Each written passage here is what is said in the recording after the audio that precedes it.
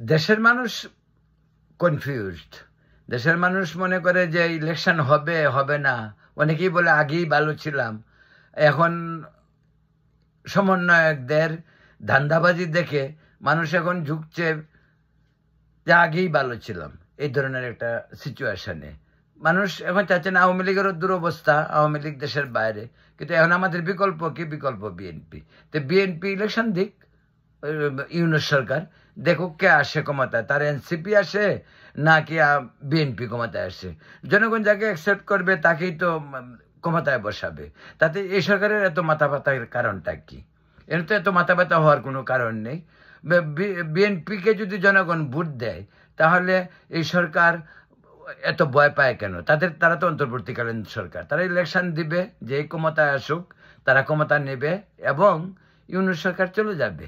সে তো সারা জীবন দেশের বাইরে বাইরেই থাকছে, তার তার তার তো আবার বাইরেই চলে যাওয়া উচিত। তার সাথে যে সমস্ত চামুন্ডারা এখন আছে, ওরা তো আগেও দেশে ছিল, এখনো দেশে আছে, ভবিষ্যতে হয়তো থাকবে। আর কুকর্ম করলে পিঠা খাবে, এটা তো ভেরি ইজি এবং সিম্পল, তাই না?